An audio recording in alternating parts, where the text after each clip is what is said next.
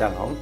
Hari ini kita akan renungkan kitab Yehezkiel pasal 27, teksnya ayat 1 sampai 24. Dan sudah dibagi 3 paragrafnya. Paragraf yang pertama ayat 1 sampai 9. Wilayah Tirus di tengah lautan, mereka berlayar dengan kapal yang maha indah dalam kerjasama variasi bangsanya. Paragraf yang kedua ayat 10 sampai 11. Orang Persia, laut, dan Put yang menjadi prajurit Tirus ada dalam ketentaraannya. Paragraf yang ketiga ayat 12 sampai 24. Tirus berdagang dengan Tarsis, Yawan, Tubal, Mesek, Bet, Togarma, orang Lodus, Edom, Yuda, Israel, dan lain-lain. Kesimpulannya, Yehezkiel melaptap untuk Tirus sesuai dengan perintah Tuhan. Tirus berkata, "Aku kapal yang maha indah." Mereka membuat kapal dengan kayu dari Senir, Libanon, Basan. Bagi mereka, Laut Tengah menjadi wilayahnya seperti tanah milik mereka. Mereka berlayar dalam kerjasama dengan bangsa-bangsa. Prajurit-prajuritnya dari Persia, Lut, dan Fut berjaga kapal dan bandara mereka. Dan mereka berdagang dengan banyak bangsa, yaitu Tarsis, Yawan, Tubal, Mesek, Bet, Togarma, orang Lodus, Edom, Yuda, Israel, dan lain-lain. Ajaran tentang Allahnya. Pertama, Tuhan berfirman kepada Yehezkiel, "Hai engkau anak manusia, ucapkanlah suatu latapan mengenai Tirus." Memang dalam rancangan Tuhannya pasti ada juga hukuman tentang Tirus, sehingga Tuhan tetap berfirman-Nya latapkan tentang itu. Ajaran tentang manusianya. Pertama, Yehezkiel meratap untuk Tirus sesuai dengan perintah Tuhannya. Kedua, Tirus berkata, "Aku kapal yang maha indah." Wilayah mereka di tengah lautan.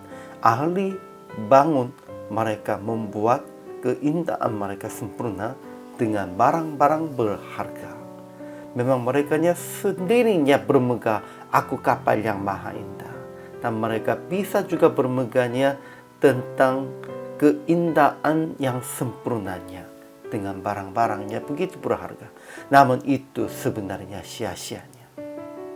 Ketiga, mereka membuat kapal dengan bahan-bahan yang paling baik dari negara-negaranya dan mereka berlayar dalam kerjasama dengan bangsa-bangsa. Mereka berjaga diri dengan prajurit-prajurit dari Persia, Lut, dan Put.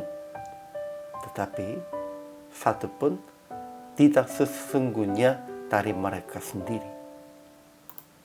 Keempat, Tirus berdagang dengan banyak bangsa, yaitu Tarsis, Yawan, Tubal, Mesek, Bet, Togarma, orang Lodus, Edom, Yuda, Israel, dan lain-lain.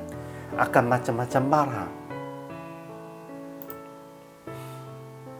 Kemudian aplikasi hari ini. Pertama, jangan usaha akan mengindahkan atau sempurnakan kehidupan Anda dengan cara duniawi atau dengan memiliki benda hartanya.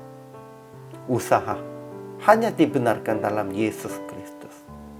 Ya, memang sempurna, indah, itu hanya dengan cara duniawi atau dengan milik benda harta, itu sia-sianya, tidak boleh berhasil. Tetapi kalau kita usaha hanya dibenarkan dalam nama Yesus Kristus, itu pasti akan berhasil dalam kasih karunia-Nya. Kedua, jangan andalkan tangan manusia untuk berjaga keamanan. Hanya mengandalkan Tuhan dengan percaya bahwa Ia menyertai. Ia menjadi kota benteng yang kokoh bagi kita. Jadi akhirnya praktik hari ini bertobat tentang telah bermegah dan ingin sempurnakan dengan cara duniawi, benda harta secara materi. Hanya andalkan Tuhan sebagai benteng yang kokoh bagi kita dan berharap dibenarkan oleh darah Yesus. Kalau kita dibenarkan oleh Tuhan Yesus, ya kehidupan kita tak pasti akan kokoh sepertinya penting yang kokohnya. Tetapi kalau kita hanya andalkan orang-orang dan cara duniawi supaya sempurna atau menjadi indah itu, ya kehidupan kita tidak kokoh, sia-sianya, dan akan goyang-goyang, akhirnya akan dilunturkan. Jangan lupa, hanya andalkan Tuhan saja. Hanya fokuskan dibenarkan oleh darah Yesus saja. Hari ini juga selama melayani, Tuhan Yesus memberkati.